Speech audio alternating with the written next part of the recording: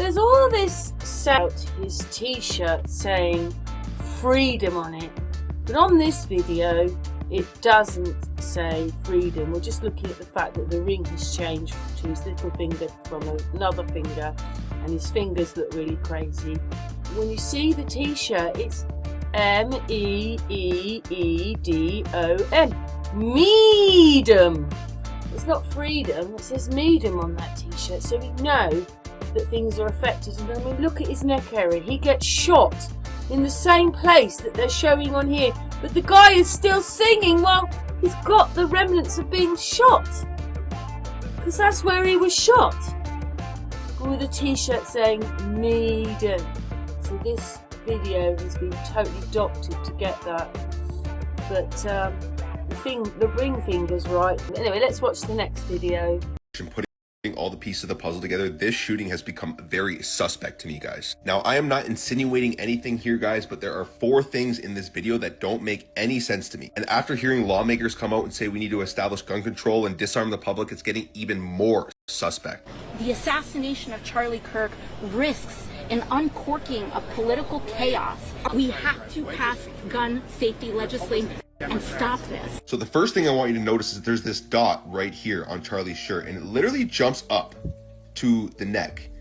Let's watch that again. Okay, so here's that weird, interesting dot, and then it just moves over on his shirt and then up. Okay, first thing, now I want you to watch the F on his shirt. It disappears into thin air and then reappears again. Watch it very carefully here. Gone. Back. The third thing is the hair. Watch it glitch out here. One more time, watch closely here. Okay, and the fourth thing is watch his ring. His ring is on his wedding finger, okay? Watch it as it comes up. As his hand comes up, the ring literally jumps from his wedding finger to his pinky. Right there. Right there. See that?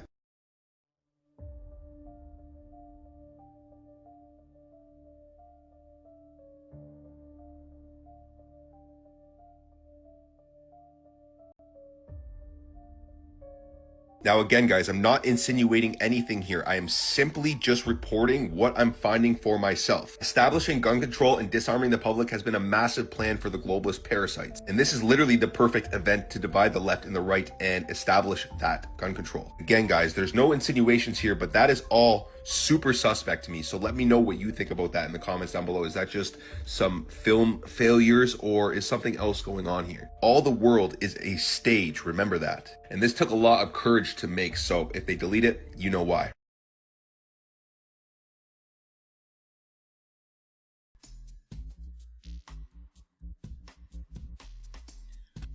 This guy here is explaining that basically they use the flags for us to fight.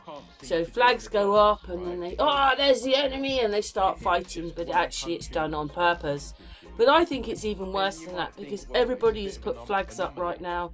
At the moment, there's a lot of people who've drawn things on roundabouts and all sorts of things, and they think that that's being patriotic. But all you've done is give permission for the army to have whatever you've got the flag on. That's what you do when you fly a flag. It's showing that you are allowing the army to come into your house. And as they're Romans, you don't want them, do you? So that in itself is crazy. But this guy here is just showing how they was talking about how they like us to fight, and this is how they do it. But it is crazy. Who knew that? I think what it was when we saw that American pastel flag instead of the dark one. The dark one means America's at war. The pastel one means peace. When have you ever flown the peace flag? So America are always at war. And, you know, then you've got the United Kingdom flag. That seems to run everything, like I've shown you. But if you put a flag up, you are saying that you are welcoming the army into your house. That's what your patriotic flag does for you. So I won't be flying any flags here. I used to be proud of that United Kingdom flag until you realise what it's all about. But we're going to carry on with a little video now, because the next bit's about Nepal, and Sheeple has made a video.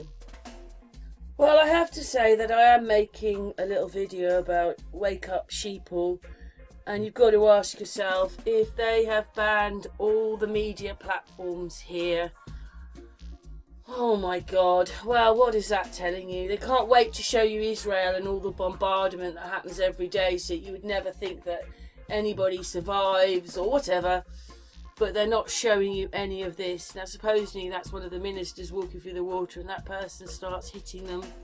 Don't know, but maybe they're just supporters of the side that they want to go. The parliament has been disbanded, and it's very crazy that they're not showing any of this. But they can't wait to show you Israel and all the other crap, and that they're going to pretend to fight America and Russia. They cannot wait to send you that. But they don't show you about all the marching that's happening in Australia. They're not showing you all the marching that's happening in France. They're not telling you about how unhappy the British people are. They're not showing you any of this stuff in Nepal, isn't it? Yes, Nepal. The Minister of Nepal there. Don't you find that's very crazy? That if it was a free society and we lived in a democracy, that we would see all this on our news and made up our own minds. But we're not. We're not shown what's really going on. We're not shown that the world is very, very upset. But when you lock us up for 3 years, and then you come out and everything is terrible, the economy's everything, what do they expect? The people have had enough, and this is the bit that really gets me. Because obviously he mentions in here, we're not doing it to, obviously, our Prime Minister. But Keir Starmer, I went and looked it up. 80% of the people didn't vote. Now imagine they've let all the immigrants in, so obviously they didn't feel very happy because they didn't vote for them.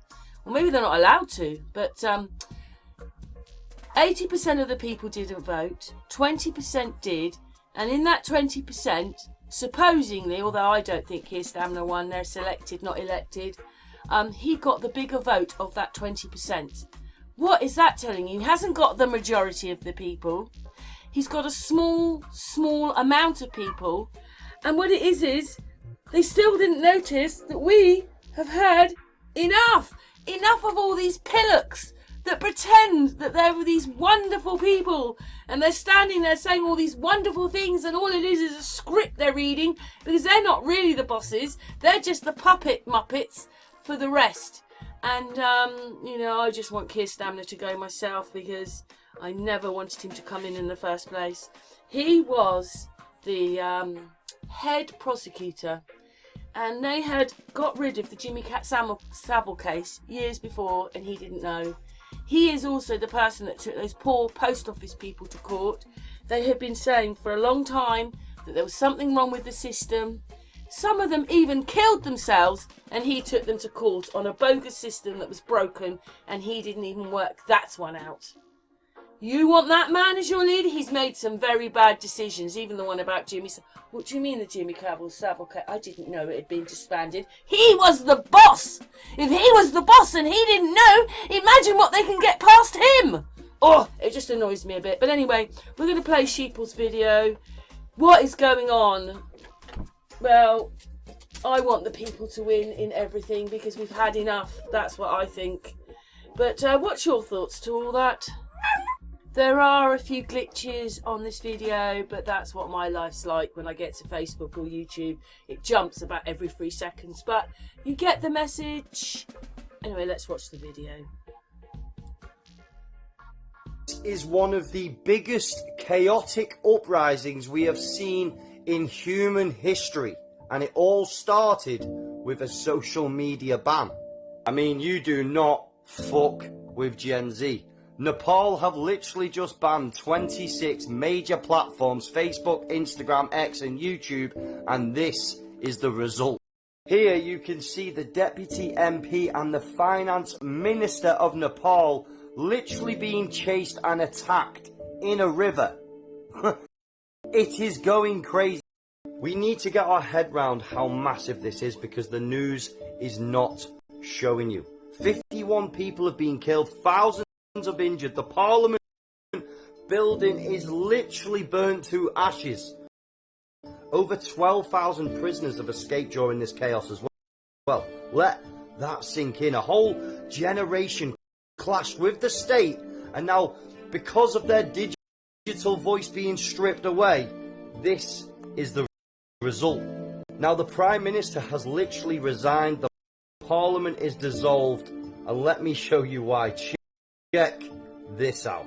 This is literally Parliament politicians escaping as fast as they can on a helicopter. Why are we not doing this to Keir Starmer?